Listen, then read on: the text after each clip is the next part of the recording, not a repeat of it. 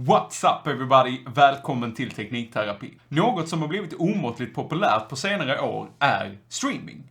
Människor streamar sig själva när de sitter och spelar, eller så sitter de bara och interagerar live med sina följare. I vilket fall som helst, hur man än väljer att göra med sin stream, så är det väldigt viktigt att ha bra kvalitet och en stabil produkt som inte ger upp mitt under ens live. Professionella streamers använder dock DSLR-kameror. Vissa har high-end cinema cameras, ungefär som jag har. Jag filmar nu med en Blackmagic Pocket Cinema 4K. Men i ärlighetens namn så räcker en stream oftast med en vanlig webbkamera så länge det finns tillräckligt med kvalitet. Och ett plus är att du slipper eventuell extra mjukvara installerat eller hårdvara ungefär som en sån här, som gör att dina proffskameror agerar som en webbkamera, och den är ju faktiskt ytterligare en kostnad. Det finns i och för sig billiga sådana också, men det är ändå en kostnad. Men det här tar mig till stjärnan som jag tänker prata om idag, och ni har ju säkert spanat in den här.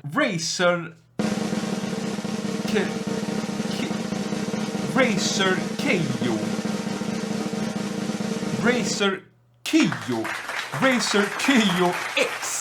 En webcam med 1080p i 30 fps och 720p i 60 fps. Skapad för streaming. Häng med efter introt för unbox, recension, inställningar och självklart någon form av testvideo.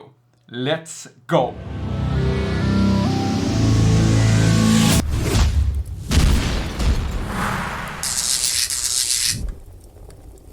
Innan jag fortsätter så vill jag påminna er om alla länkar nere i beskrivningen.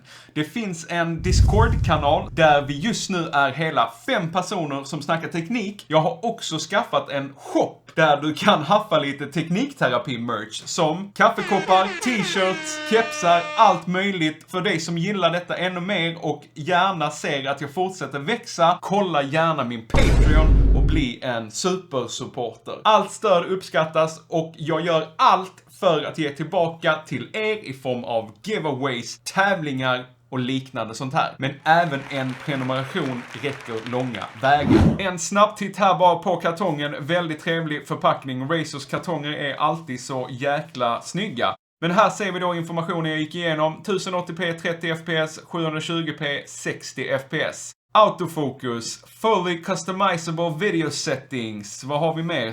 Samma.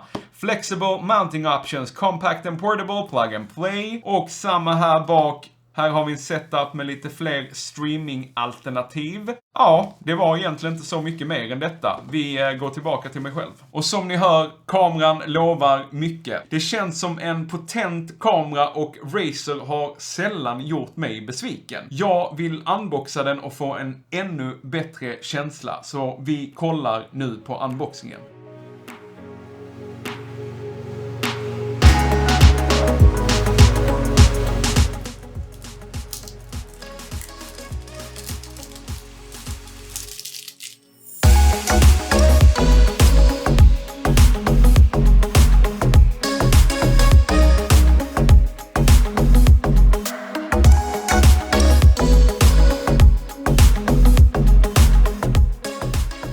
Första intrycket är att den känns väldigt stabil. Den har ändå en liten tyngd till sig och det ger ett robust intryck. Skön byggkvalitet överlag. Kanske något onödigt stor här. Jag vet inte vad ni tycker, men den kunde varit lite mindre. Tittar vi på rörligheten så kan man vrida kameran upp och ner och egentligen inte så mycket mer än det. Sen så har vi ju den här hängaren eller det här mountet. Där kan man alltså till exempel hänga den så här på en datorskärm. Eller hur man nu vill göra med den. Du kan ju hänga den säkert på skrivbordet och du kan säkert hänga den så här på något vänster också. Och en väldigt trevlig bonus, det är ju det här. 1x4 skruvhålet så att du kan mounta den på kamerastativ, tripods etc.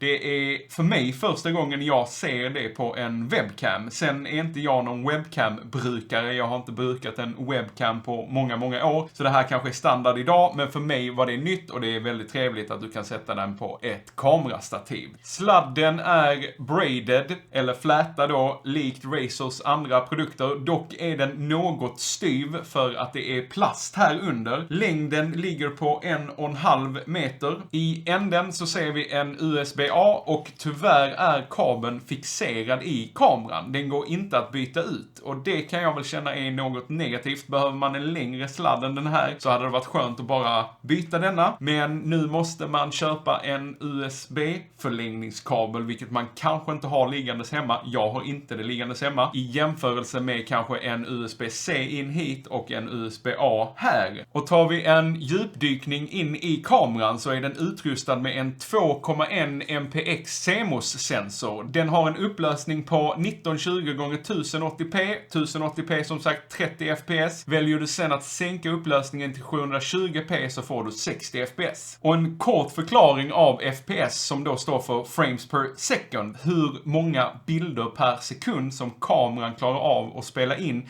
eller streama i sekunden då. Ju mer bilder man får plats med i en sekund, ju bättre och klarare är flytet i videon. Jag filmar alla mina videor i 4K 60 fps. Jag personligen gillar det här flytet som man får av 60 fps. Men merparten av människor som tittar på Twitch, YouTube och liknande ser nog det mesta i 30 fps. Kommentera gärna vilken upplösning du tittar på mig i just nu och om det är en mobil, dator eller TV. Det hade varit superintressant att veta vad ni föredrar eller vad era standardinställningar är. Jag själv tittar väldigt mycket på YouTube och Twitch och det är sällan jag ens ägnar en tanke åt vad FPSen ligger på. Är det minst 1080p och minst 30 fps så är jag nöjd. Och från FPS till en annan grym feature, det är ju att denna har autofokus. Du kan alltså röra dig fram och tillbaka utan att du blir ofokuserad, eller om du till exempel visar upp någonting närmare kameran så kommer den söka fokus. När du sen tar bort den så kommer den söka fokus efter dig. Den här kameran till exempel, nu ska vi se, nu gör jag massa ljud här. Den här kameran till exempel, den har inte autofokus. Så om jag skulle gå fram med den här koppen nu så ser ni att denna är suddig.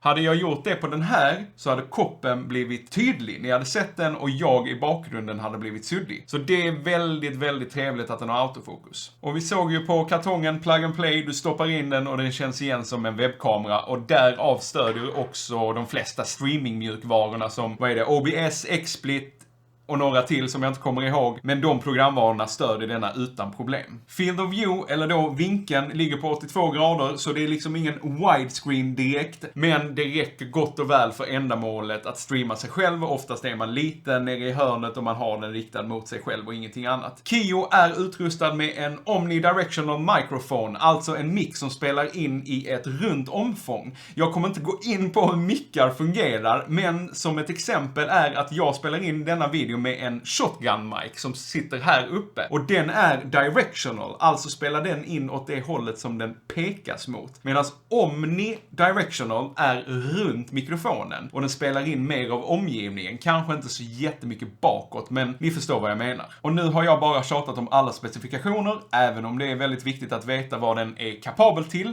Men nu är det upp till bevis. Som jag nämnde tidigare, den här kameran som jag spelar in i nu är 4K, alltså 3840 x 2160, alltså mycket större än 1080p. Så för att ge Kio rättvisa kommer jag inte förstora storleken på klippet jag spelar in med den, utan jag låter det vara kvar i sin ursprungliga storlek. Vi kommer även höra ljudet från kameran, så vi får se hur det låter. Men var inte rädda att videon ser konstig ut. Och efter testvideon så återkommer jag med min slutgiltiga bedömning, vem kameran är till för och vad kostnaden är för den. Så 1080p Feffe, jag tror han kommer här under någonstans. Kan du ge mig en uppdatering? Yes, klart jag ska hjälpa till här. För det första, så som ni hör mig nu, det är via kamerans mikrofon. Så jag spelar in nu via webbkameran och ni ser mig i 1080p och 30 fps. Och jag ska snurra runt lite här nu så kommer ni få se mig i 720p och 60 fps. Och förmodligen kommer ni se lite skillnad på flytet. Men ni får vara bedömare av det helt enkelt. Och nu har jag också förminskat rutan ytterligare lite så att den stämmer överens med då 720p-formatet. Men så här ser det ut i alla fall, och så återigen, det här är 60 fps, den förra var 30 fps. Jag har väl inte så mycket mer att tillägga här. Jag hoppas ni var nöjda med detta. Jag skickar tillbaka till mannen above me. Så nu kör vi, Feffe. Så vad tyckte ni? Jag fattar att det är svårt för er att kanske bedöma det så här. Det är en bild på 1080p, det har vi sett 1000 gånger. Ni kanske tycker till om Field of View eller något liknande. Skriv gärna en kommentar vad ni tyckte om kvaliteten och så här. Och om ni är streamers, vad streamar ni med idag? Det hade varit kul att veta. Ni kanske streamar med föregångaren som då inte heter X utan bara Kio. Eller så kanske ni använder Logitech eller något liknande. Skriv vad ni använder där hemma. Jag vill veta nu.